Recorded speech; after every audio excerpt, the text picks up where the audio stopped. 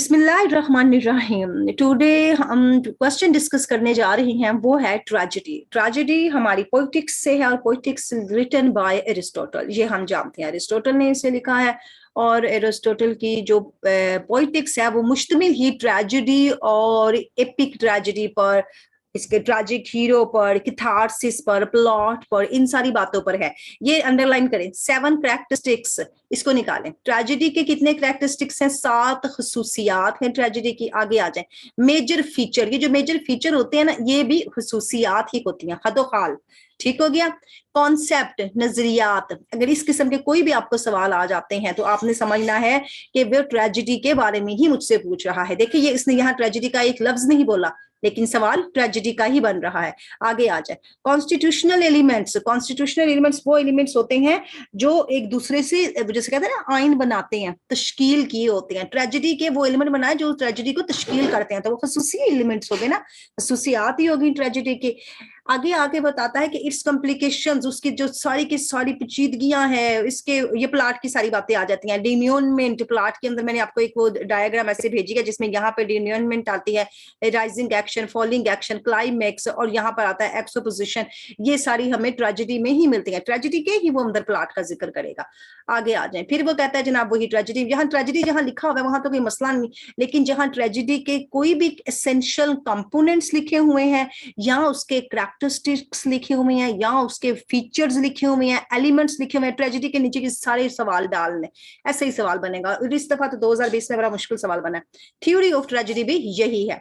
आगे आ जाए, इसकी डिटरमाइन करता है जनाब conception of human nature and social relation. Tragedy में ये दोनों का ताल्लुक भी दिखाएं हमें कि ह्यूमन नेचर का और सोशल रिलेशन कैसे चलते हैं। एरिस्टोटल ने क्या बहस मुबासा किया, इसके बारे में बताएंगे। फिर नेचर कर बताएं, इसकी नेचर बताएं, इसकी थ्योरी बताएं, इसके कॉन्सेप्शन बताएं, इसके सोर्सेज बताएं। ये सारे के सारे हमारी ट्रेजेडी में आते हैं। ट्रेजेडी में हमने ये सब कुछ बताना है। एपिक ट्रेजेडी, दोनों एपिक पोइट्री होती है ना, और एक ट्रेजेडी होती है यहाँ पर। अच्छा, यहाँ पर आपने वो जो आर्ट वाला ग्राफ मैंने आप दिया हुआ ना, वो जो आर्ट वाले ग्राफ के अंदर सारी तस्वीरें हैं, आर्ट के अंदर से जी, वो आपने डालना है यहाँ पर। इससे पहले आर्ट से बात शुरू करेंगे। आर्ट से बात शुरू करने के बाद आप बताएंगे कि पोइट्री के अंदर ट्रेजेडी और ट्रेजेडी की फिर शाखें बताएं आगे, जो 4-5 शाखें आपको ट्रेजेडी की मैंने बताई थी कि तकरीबन 4 शाखें हैं ट्रेजेडी के, वहां आ जाएंगे। पोइटिक्स चीफली क्या करती है, सबसे बड़ा उसका ताल्लुक ही हमारा ट्रेजेडी के साथ नजर आता है। पोइटिक को देखते हैं तो देखते हैं भाई ट्रेजेडी पे बड़ा ज्यादा हाईली उसने फोकस किया है। आगे आ जाए तो फिर बताता है कि उसकी हाईएस्ट फॉर्म कंसीडर करता है वो। ट्रेजेडी को क्या कहता है? Highest form of the poetry है ट्रेजेडी। एपिक को भी मानता है, वो जो होते हैं हेमिंग्स मानते हैं, हेमे वो डिथेम्बिक, क्या होती है वो डिथेरेम्बिक हेमन्स, वो जो गॉड की हमदो सना है, उसको भी पोइट्री मानता है, लेकिन ट्रेजेडी को वो मानता है। ठीक हो गया। डिस्टिंग्विश ट्रेजेडी करते हैं और फिर उसकी पोइटिक्स फॉर्म में बताते हैं। अरिस्टोटल ने ट्रेजेडी को उसकी फॉर्म बताने के लिए, हमें उसकी इश्काल दिखाने के लिए उसको डिस्टिंग्विश किया, उसको हमारे सामने नुमाया करके पेश कर दिया। किसको नुमाया करके पेश कर दिया? ट्रेजेडी की डेफिनेशन को अच्छा खासा उसने डिटेल में बताया है। 10 पेजेस में मुश्तमिल सवाल है, इसको हमने पार्ट्स में भी। आगे आ जाए, एरिस्टोटल पॉइंट आउट करता है जनाब इमिटेशन से। इमिटेशन की आपकी बात हो चुकी, इमिटेशन के तीनों मूड्स पे बात करनी है आपने, इसके मैनर, इसके मूड्स, ऑब्जेक्ट, ये तीनों पे आपने बात करनी है। कॉमन बेसिक्स वो हमें बताता है कि फाइन आर्ट्स, ये है फाइन आर्ट। आर्ट्स के बाद आपने निकलना है, आर्ट लिख के फिर आर्ट की वो सारी जो किस्में हैं वो निकालनी है आपके। आर्ट की किस्मों के अंदर से क्या पोइट्री है, फिर पोइट्री के अंदर आपने ये सारी किस्में निकालनी है कि कौन कौन सी निकल रही हैं। ठीक हो गया। ये वो ग्राफ जो है ना वो आपने भूलना नहीं है। आगे आ जाए, हाउएवर ये डिफरेंट फॉर्म है जनाब एक दूसरे से, और हमें ये बताती है कि मीडियम ऑफ इमिटेशन है। सबसे पहले मीडियम क्या था? मीडियम थे पोइट्री, मीडियम थे हेमन्स, मीडियम थे डांस, मीडियम थे ये सारी चीज। ऑब्जेक्ट क्या था? मैन इन एक्शन, आदमी को काम में दिखाना, और वो ट्रेजेडी में हायर दिखाया गया है और वो कॉमेडी में वर्ड्स दिखाया गया अरिस्टोटल के मुताबिक। ठीक हो गया। मैनर्स में उसने बताया कि नरेट कैसे करेंगे, या तो पीछे बंदा खड़ा होकर नरेट करेगा, आगे एक्शन हो रहा है, वो नरेटर कहलाएगा, या आगे आ जाएगा स्पीकर आई आई आई करके बात करेगा, या 2 बंदे आ जाएंगे तो वो लिविंग ऑब्जेक्ट्स बन जाएंगे और वो आपस में बात करेंगे तो वो डायलॉग्स बन जाएंगे। ये सारे मूड्स हो जाएंगे। मीडियम पे आ जाए जनाब। मीडियम को अब कहता है, अब वो खुद भी आपको मीडियम के बारे में बता रहा है कि ये जरिया जो है ना शायर का, वो क्या है, और पेंटर का मीडियम, दोनों मुख्तलिफ है। देखिए, पेंटर करता है कलर्स और शायर करता है हारमोनी और रिदम। ये निकाल के रखें पॉइंट।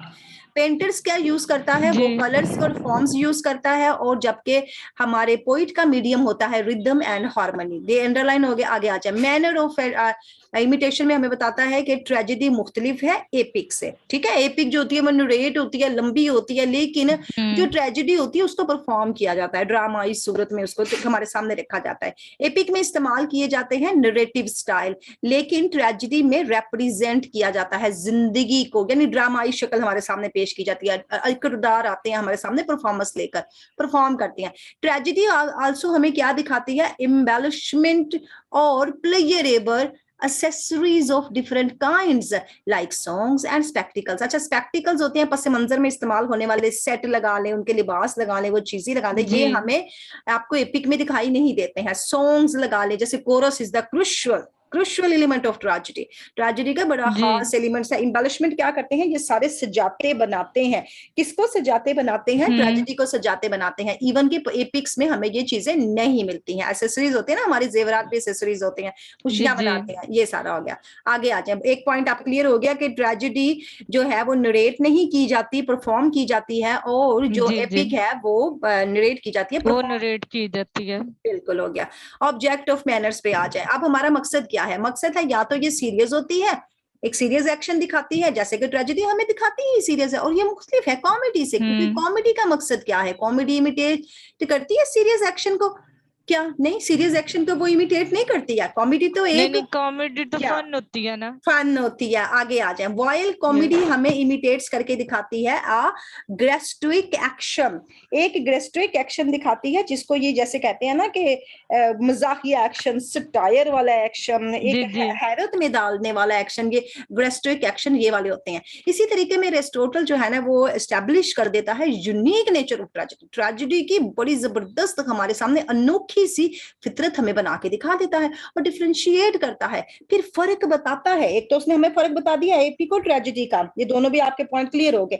इमिटेशन की मुख्तलिफ किस्में उसने बता दी, जिसमें हमें पता लगे इमिटेशन कितनी किस्म की थी, क्यों करते हैं इमिटेशन, कैसे हो गए। आगे वो जब ये डिफ्रेंशिएट कर रहा है ना, it from one kind to another poetry, तो एक से दूसरी किस्म उसने हमें वजिया करके बता दिया।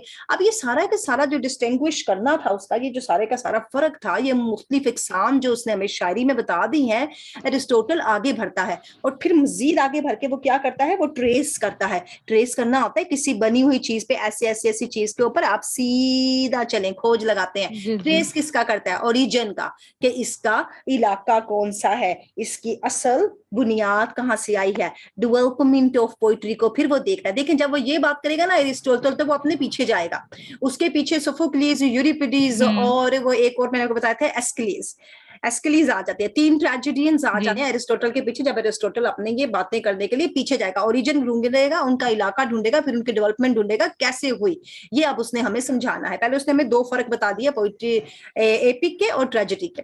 आगे आ जाए, उसने कहा यहाँ पर जो दो मुख्तलिफ इसके सबसे पहले फर्क मुझे नजर आए हैं ना, शुरू में जो थे, जो बिगिनिंग में पोइट्री वाज टू काइंड्स, दो किस्म की हुआ करती थी पहले शायरी में पहले क्या था जनाब, एएम्बिक होता था, एएम्बिक, और एएम्बिक आपको पता है, एएम्बिक होता है stressed unstressed, stressed unstressed, stressed unstressed, जैसे वो जी जी नज़्म का पहला रुकन ताकीदी और दूसरा गैर ताकीदी होता है। इसके बाद उसने कहा ये आ जाती है जनाब इनवेक्टिविटीज में आ जाती हैं। इनवेक्टिविटीज में अगर चले जाएं तो ये कहेंगे कि जरा ना, मैं आपको जरा म्यूट कर देती हूँ क्योंकि साउंड है। अच्छा जनाब, इसमें आ जाते हैं आपके गालम गलूच वाली शायरी आ जाती है, जैसे सटायर वगैरह आ जाती है कि देखे सटायरिक आ गए और कॉमिक आ गए। पहले एम्बिक पेंटामीटर में कौन से, ये दोनों आपने याद करनी है, ये दोनों आपने काइंड्स लिखनी है कि beginning kinds of the poetry word सटायरिक on the comic purpose, and the second one हेमंस, वही हेमंस में जो ने आपको बताया था हमदो सिना, और ये पेनिग्रेक कसीदे हेमिक्स गोड के लिए किए जाते थे, और ये जो पेनिग्रेट्स होते थे ना, ये किसी ग्रेट आदमी और हीरो के लिए किए जाते थे। ये आपने ओरिजिन बता दिया, ट्रेजेडी की बैकग्राउंड बता दिया, थोड़ा सा माजी में चले गए। आगे आ जाए, उसने कहा जो एम्बिक और ये जो इन्वेक्टिव्स जो थे ना, ये दोनों, ये जो वो गालम गलोच वाली शायरी, सटायरिक शायरी, और वो जो पेंटामीटर वाली शायरी जो थी, जो तकीदी रुकन वाली शायरियां हुआ करती थी, उनको फिर फरोग मिला और वो सटायरिक पोइट्री के हिस्से में चली गई। ये दोनों चीजें उसने हमें बताया भी है यहाँ पे कि दोनों सटायरिक पोइट्री में चली गई। हेमंस और पेनी ग्रेस, अब हेमन और पेनी ग्रेस लिख के ना इसके नीचे आप लिख दे ट्रेजेडी, यानी एपिक हो गई या ट्रेजेडी बन गई, ये दोनों ये वाली बन गई, ये उसने बता भी आगे आपको। वो डेवलप हो गई एपिक में या हीरोइक पोइट्री में। और ट्रेजेडी जो है ना वो हीरोइक पोइट्री है। हम ट्रेजेडी रीड कर रहे हैं तो ट्रेजेडी एक हीरोइक पोइट्री की बात कर रही है, एक बंदे की ट्रेजेडी बताते हैं ना हमें, एक सुपर हीरो की, या ये सुपर हीरो तो है नहीं उसे कह सकते, यानी एक अच्छे इंसान का दुख का वाकया हमारे सामने आता है। और कॉमेडी हमें क्या बताती है, develop out of the सटायरिक poetry, वो एम्बिक और इनसे बाहर आती है, इनवेक्टिव्स से बाहर आती है। ये दोनों क्या है, सेटायर, और ये दोनों क्या है, ट्रेजेडी और एपिक। ठीक हो गया, हाईलाइट करते जाए। ट्रेजेडी जो है ना वो जनाब लार्जर डेवलपमेंट होती है, इसीलिए हायर काइंड ऑफ एपिक्स बनती है। अगर ट्रेजेडी को हम ज्यादा डेवलप करते हैं तो ट्रेजेडी को वो एपिक से हायर करते हैं देन एपिक। यानी एरिस्टोटल मानते हैं एपिक ठीक है, लेकिन वो कहते हैं कि ट्रेजेडी जो है ना जनाब एपिक से ज्यादा हाई है। अपने चैप्टर 26 में वो क्या बताते हैं, पोइटिक्स के चैप्टर 26 में, हवाला याद रहे तो दे दें क्योंकि आपने ये याद रखना है, कंपेरिजन, वो मुआजना करता है ट्रेजेडी और एपिक का, और 26 ही हमारी पोइटिक्स के टोटल चैप्टर हैं। आखिरी चैप्टर में वो इन दोनों का मुआजना करके हमें दिखा देते हैं कि भाई क्यों मैंने कहा कि एपिक से ज्यादा ट्रेजेडी की वैल्यू है। Number of the respects of and demonstrates, फिर वो बहुत सी हमें तादाद बताते हैं और हमारे सामने वजह बताते हैं इट्स सुपीरियरिटी, कि क्यों मैंने उसे कहा कि वो आला है। कौन आला है, ट्रेजेडी आला है रेदर देन द एपिक। आगे आ जाए जनाब, बहुत वो कहता है एपिक और tragedy imitates serious subject. Imitation आपने कल कर ली, ठीक हो गया, दोनों ही तो नकलें कर रहे हैं, दोनों ही नकलें करते हैं सीरियस मौजू की, लेकिन बहुत बड़े पैमाने पर काइंड ऑफ वर्सेस, यानी वो नज्म की शक्ल में होते हैं। पहली पोइट्री नज्म की शक्ल में ही थी, पहली शायरी ड्रामा हर चीज नज्म की शक्ल में ही था, लेकिन ये मुख्तलिफ होते हैं एक दूसरे से। और एपिक इमिटेट करती है only one kind of words, यानी एपिक एक ही मौजू पे चलती है, जैसे पैराडाइज लॉस्ट आप लगा लें या रेप ऑफ द लॉक लगा लें, सटायरिक एपिक थी तो वो एक ही मौजू पे चल रही थी, एक ही उसका था सारा किरदार। अगर हाइपीरियन लगा लें तो एक ही सारा उसका चलता है, तो वन काइंड ऑफ वर्ड्स पे चल रही है। लेकिन इसमें कोई ओड वगैरह आपको नजर नहीं आ रही, both for its choral odes and for its dialogue. हो सकता है कि इसमें थोड़े बहुत सॉन्ग आ जाए, लेकिन फर्क तो यही आ जाता है कि कोरल ओड्स और डायलेक्ट का फर्क है। वो एक ही वर्स में चल रही है, लेकिन कोरस हमें नजर आते हैं ट्रेजेडीज में, डायलेक्ट्स हमें नजर आते हैं जब किरदार एक दूसरे से बातें कर रहे होते हैं। अब उसने कहा है कि ये बड़ी लंबी होती है, एपिक लंबी होती है, एपिक एक ही वर्स पे चलती है, एपिक में कोरल और डायलॉग्स भी नहीं हो सकते हैं, वो लंबी लेंथी भी है, और एंड सो मोर कम्प्रीहेंसिव भी हो सकती है, समझी जा सकती है, वेरिएड और मुख्तलिफ समझी जा सकती है। यानी इसमें आपको थोड़ा सा पहलू चेंज नजर आता है एपिक के अंदर। अगर कोई चीज समझ नहीं आएगी तो आप ऑन कीजिएगा माइक। ट्रेजेडी ने जनाब बोला ग्रेटर कंसंट्रेशन है और मोर इफेक्टिव है, ये आपने इसकी तो निकाल दे। एरिस्टोटल यही कहता है कि ट्रेजेडी की मेरे सामने बड़ी वाजिया अहमियत है, और मैं कहता हूँ ट्रेजेडी जो है ना जनाब वो बड़ी इफेक्टिव है, बड़ी पुर असर है। बिसाइड्स, ये जो बोल्ड होती है ना ये आपने निकालना है। Besides tragedy has all the constituent elements, क्योंकि उसमें सारे के सारे एलिमेंट्स जो है ना वो एक दूसरे के साथ मुश्तमिल है। और मुश्तमिल कौन से हैं, जैसे वो भी हम बात करेंगे, उसकी प्लॉट, करैक्टर और ये सारी इसके आगे आएंगे, ये उसके कॉन्स्टिट्यूएंट एलिमेंट्स हैं।